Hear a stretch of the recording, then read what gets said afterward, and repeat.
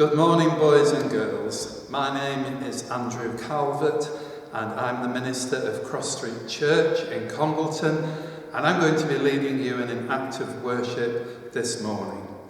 So I hope you're all wide awake and full of fun, because I'm going to need you to join in and help me this morning. Well, we're going to be thinking once again about the amazing story of Joseph.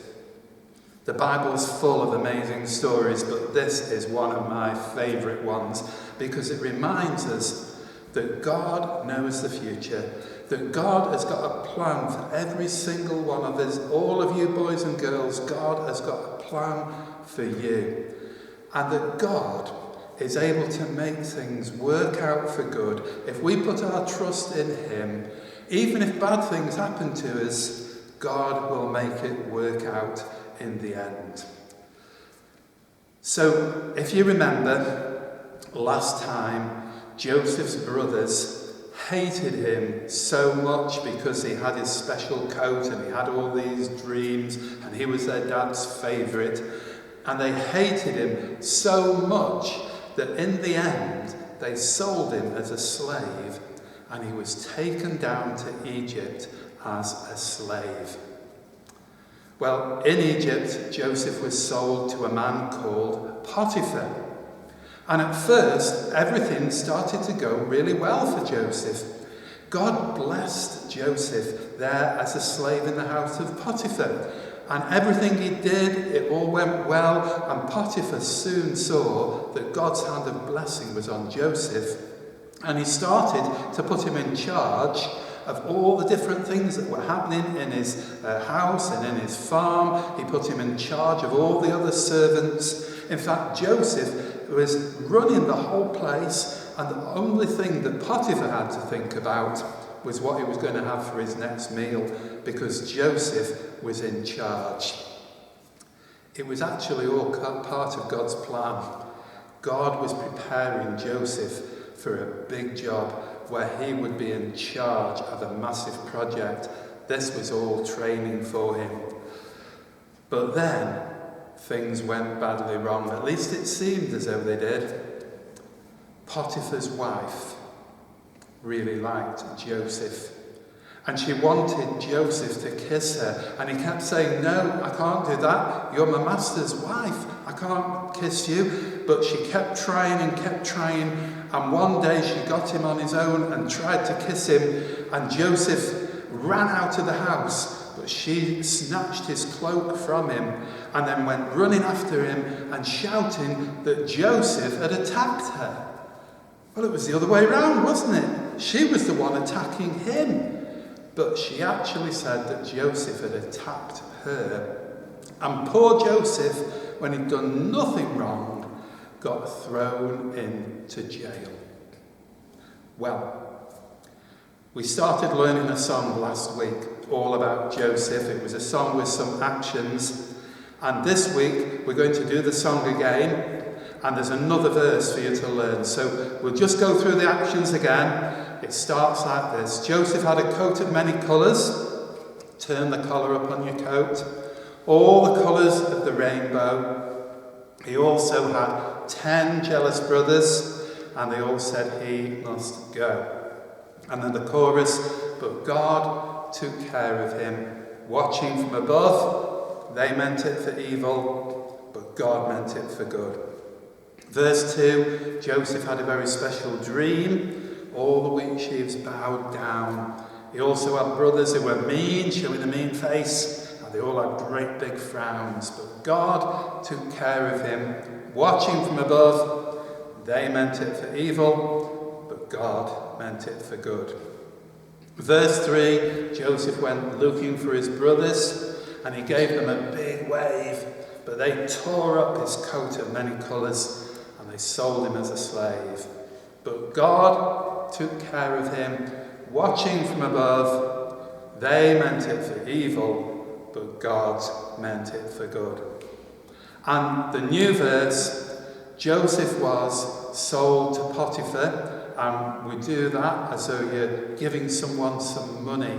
He was sold to Potiphar, sold as a slave. But his wife told a tale, and we go like that for she's telling a big long story, but his wife told a tale. She cried out, and we do like that for crying out. She cried out that Joseph had attacked her, and he was thrown into the jail. And you do like that, like you're holding the bars of being in jail, holding the bars in the prison.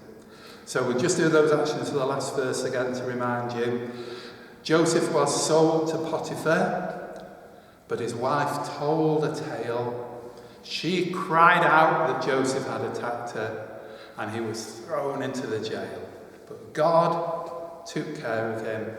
Watching from above, they meant it for evil, but God meant it for good.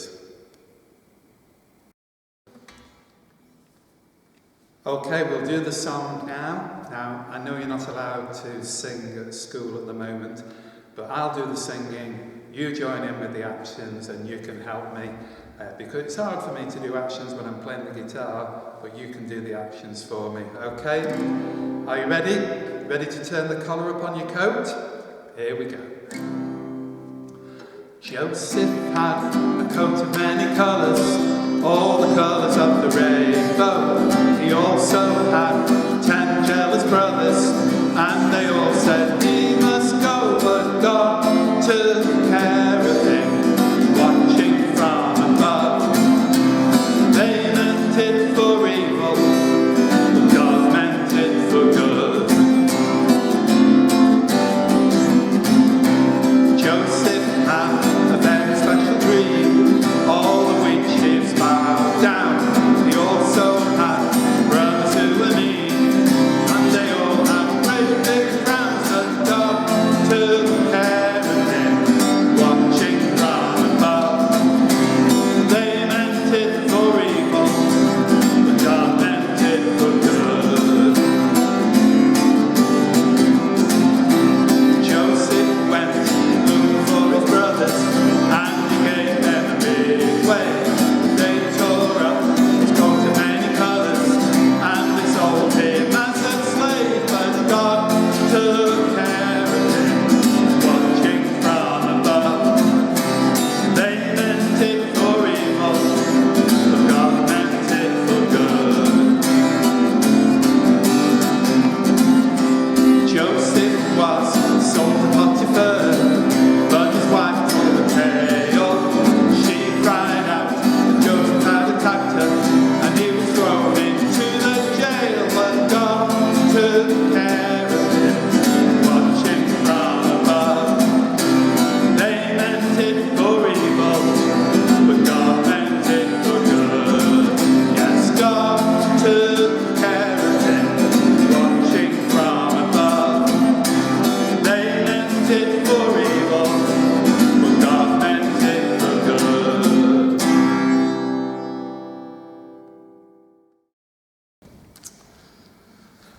Well, it seemed like everything was going wrong for poor Joseph once again. He'd done nothing wrong, but he found himself thrown into prison. But even in prison, God blessed Joseph.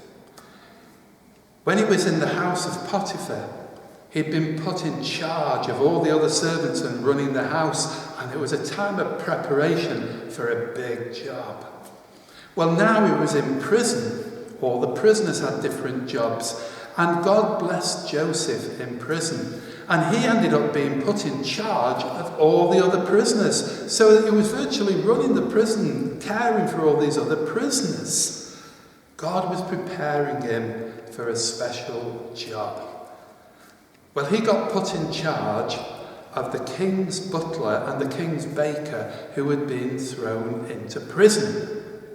And while they were in prison, they both had strange dreams.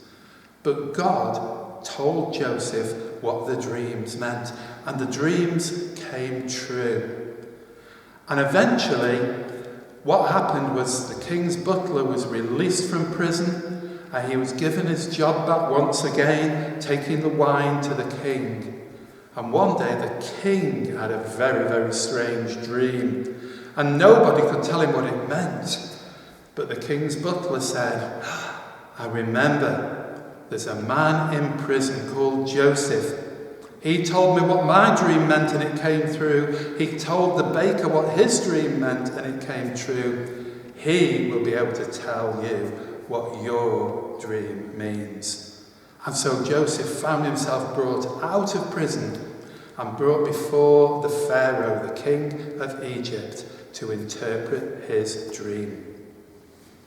Well, we're going to hear that story read for us now from Bob Hartman's Rhyming Bible. The story is called Dreams and Answers. Dreams and Answers by Bob Hartman. Joseph dreamed his brother's scheme, and when it was all through, God dreamed Joseph's dream with him, and Joseph's dream came true. When Joseph got to Egypt, they sold him as a slave to Pharaoh's captain Potiphar, a soldier strong and brave. You've served me well, said Potiphar, when many months had passed. So run my household, Joseph, and may our friendship last. The captain sadly had a wife with eyes for other men, and yes, she fancied Joseph as more than just a friend. But when she tried to kiss him, quite rightly he said no. She loudly sighed, and then she cried, to Potiphar I'll go. Dear husband, she lied, weeping and wiggling her hips. Joseph came to me and put his lips upon my lips. So off to prison Joseph went at Potiphar's request, and there he met a cupbearer, a baker, and the rest. The baker and the cupbearer dreamed some puzzling dreams. Tell me, please, said Joseph, God will show me what they mean. In my dream, said the cupbearer, 3 branches sprouted grapes. I squeezed them into Pharaoh's cup. Could that mean I escape? It could, said Joseph, smiling. In only 3 days' time, you'll serve again in Pharaoh's house, and all will be just fine. In my dream, said the baker, 3 basketfuls of bread were eaten by a bunch of birds right there from my head. Oh dear, said Joseph sadly, in only 3 days' time, you'll lose your head, and on your flesh the hungry birds will dine. Both dreams came true, as Joseph said. Then Pharaoh dreamt some dreams. I need some help, some wise men, please, to tell me what they mean. I met a man, the cupbearer said, when I was locked up tight.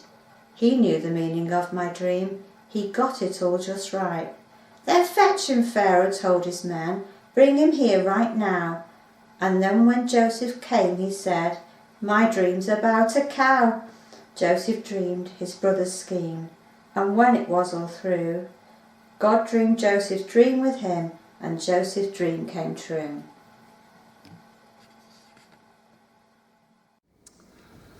Well, that sounded a strange dream that the Pharaoh had, a dream about a cow. But actually, it was a dream from God. And God gave Joseph the meaning of the dream so he could tell Pharaoh what was going to happen in the future. And Joseph was going to be a very big part of that. God had been preparing him when he was a slave in the house of Potiphar, and he was put in charge of all the house and lands of Potiphar. God had been preparing him when he was thrown into prison, but he was put in charge of all the other prisoners. God was preparing him. You see, Joseph's brothers had done an evil thing against him. Potiphar's wife had done an evil thing against him. They meant it for evil, but God meant it for good. God had taken Joseph to Egypt, and God had been preparing him, getting him ready for a very special job. And God was going to use Joseph to save thousands and thousands of people from starving to death. Well, just exactly how that happened, we'll find out next time. But we're going to finish our act of worship by saying together our family prayer that we learned last time. It's a prayer with actions. I'll just run through them quickly. We go hands together and eyes closed. From the top of our heads, and you touch the top of your head, to the tip of your toes, and you touch your toes. May the love of God, we point up for God, and Jesus his Son, and we stretch out our arms to remind us of Jesus when he died on the cross for us. And then we do wiggly fingers and we go flow through our hearts and bless everyone. That's my favourite bit. Let's do it again. Flow through our hearts and bless everyone. Bless all the mums with wisdom, point to your mind, and love, cross your heart. Bless all the dads with strength from above, show me those muscles. Bless all the children again and again. That's the end of our prayer, so we all say Amen. Okay, let's do it from the beginning. Here we go, are you ready? Hands together and eyes closed. From the top of our heads to the tip of our toes. May the love of God and Jesus his Son flow through our hearts and bless everyone. Bless all the mums with wisdom and love. Bless all the dads with strength from above. Bless all the children again and again. That's the end of our prayer. So we all say, Amen. Well, that's all we've got time for today. So stay safe, God bless, and I hope you can join me again next time for part 3 of the amazing story of Joseph.